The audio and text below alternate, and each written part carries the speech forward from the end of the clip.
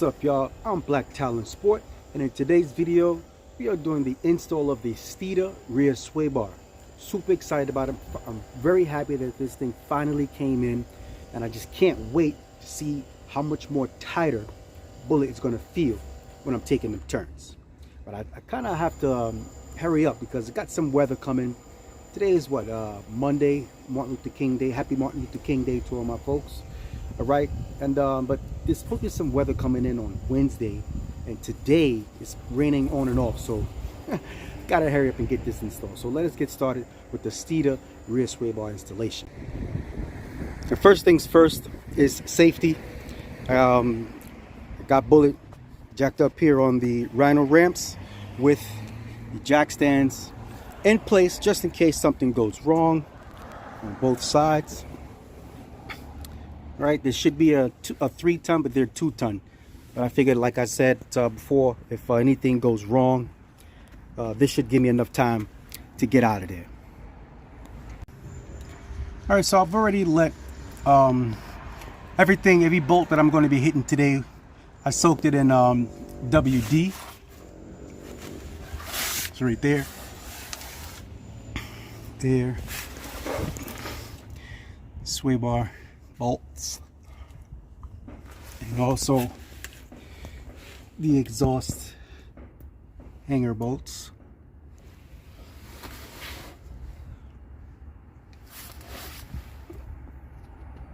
Right there as well. So while that sets in, I'm probably just gonna go over the tools that I'll have to use. It's going to be slightly different for me because I'm running the Moog rear sway bar links, and they have slightly different sizes. So here's a quick look at the tools that I used. The impact, thanks to my boy Dylan. The 18mm wrench, 15 10mm wrenches.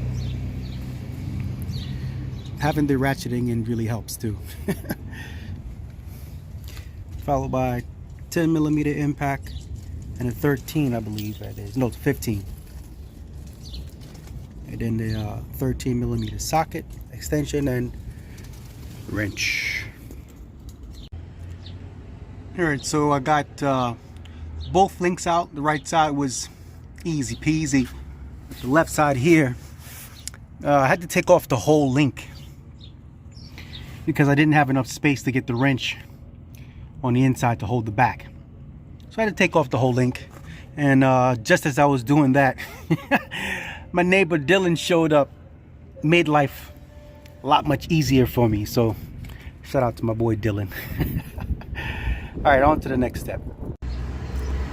Almost forgot to record, so now I'm moving on to the bushings that's holding the sway bar in.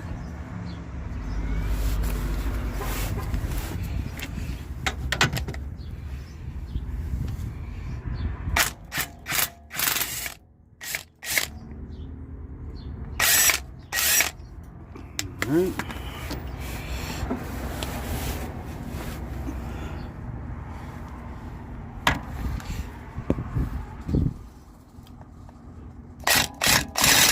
Oh, you don't want to be doing that. That's what you get for trying to record and use a tool at the same time, right? Yikes. You know what? Screw it. Alright, so both brackets holding the sway bar in are loose, or out rather. One thing next to do is to drop the exhaust with loosening the bolt there. Alright, so I went ahead and removed the outer bolt and loosened up the inner one, and was able to slide that exhaust hanger right out of the bushing there without even a pry bar, because I used that WD. I was able to get it out by hand. No need for a pry bar, besides I don't have one anyway.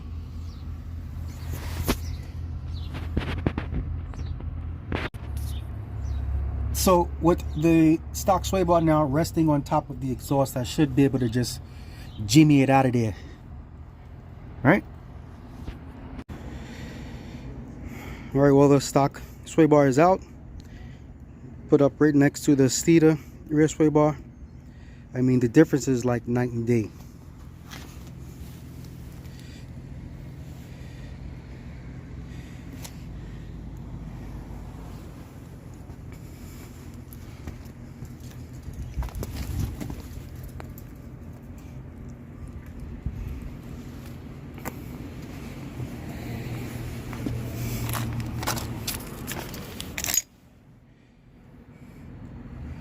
Comes with nice hardware too. These billet spacers, because it's thicker. So I thought this is pretty cool. Looks like the brackets here, they come with the grease nipple. It's pretty decent. And I know I'm supposed to put this stuff here on the inside, but it's kind of neat that it has a grease nipple. Alright, so I had to drop both of the other hangers to get the old one out and to get the new one in. So now that it's in place, I'll just get the brackets and begin mounting it up. So the rear brackets are in. I really like how they look. And I guess, yeah, this bullet spacer had to be in there because the bar is substantially thicker, so make clearance. Got a really nice bracket in there. All right, well, that rear Steeda sway bar is in. The links are in. Now I'm not sure, but for some reason I had to completely take off the sway bar link to get them to fit back in, and it fits pretty tight. And of course, as you can see, I opt to put mine at the stiffest setting there, because I like my suspension tight. So there you go.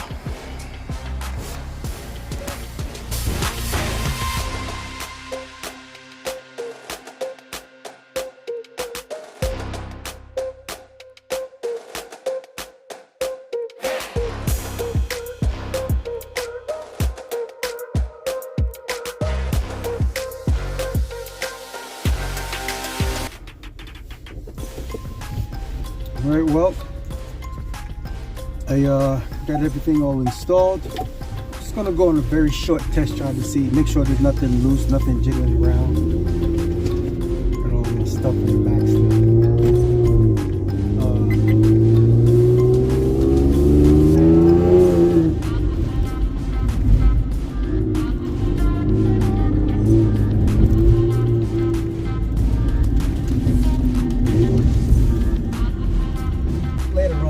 Dark,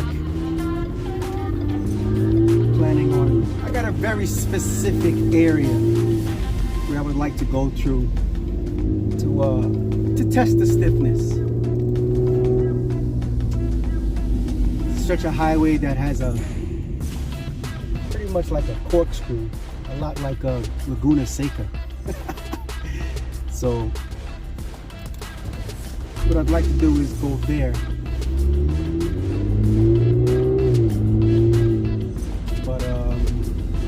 Wait till it gets a little more darker. Less people on the roads, you know. Put the GoPro on, do like a POV type thing.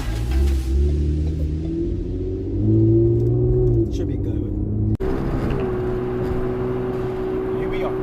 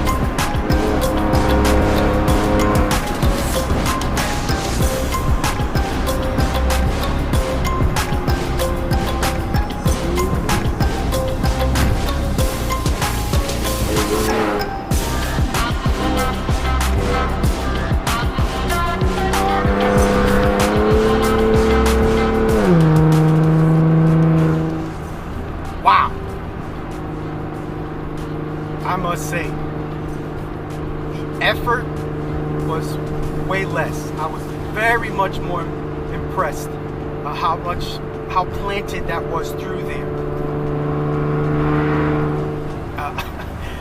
I mean, I guess I'm going to give my impression. This is not really a review style video, but I just got to make a few comments. I am completely amazed at how much more planted this sway bar makes this my Explorer feel. I mean, I'm blown away. Even on ramps and off ramps that, you know, have like those full almost 360-degree turns, and even on like 70-degree turns, it's really planted. I mean, really. The amount of steering input is way less now. Way less. Way less. Wow, this was definitely worth it. I know one thing. Only area left for my suspension that I really would like to have addressed are the springs. You know, I have the Bilstein B6s.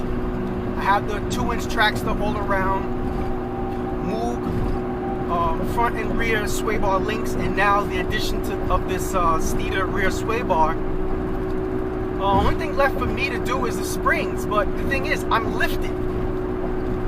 You know, most of the spring companies, they cater to the guys that want to lower their vehicles. I'm lifted, and at this point, I don't want to really go and lower my vehicle just to get some better springs.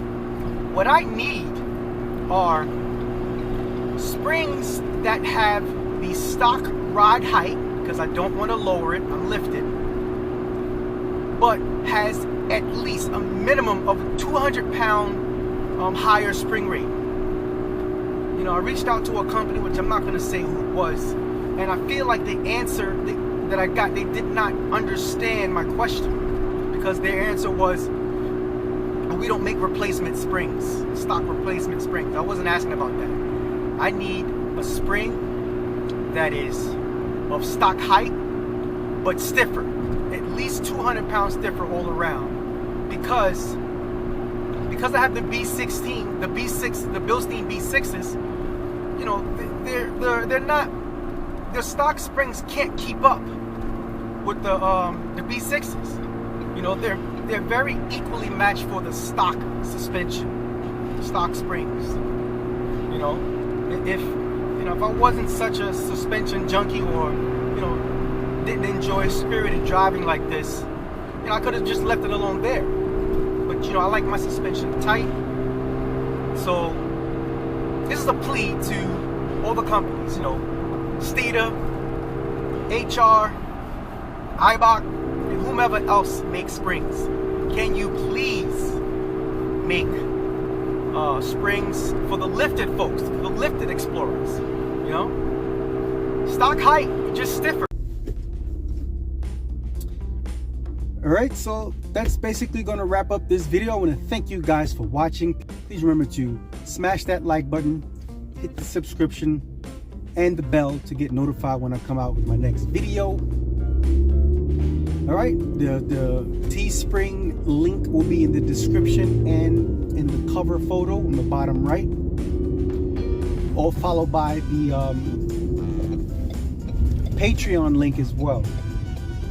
So if you'd like to support this channel, you can do it through there. All right, so please remember to have a blessed day, and peace out.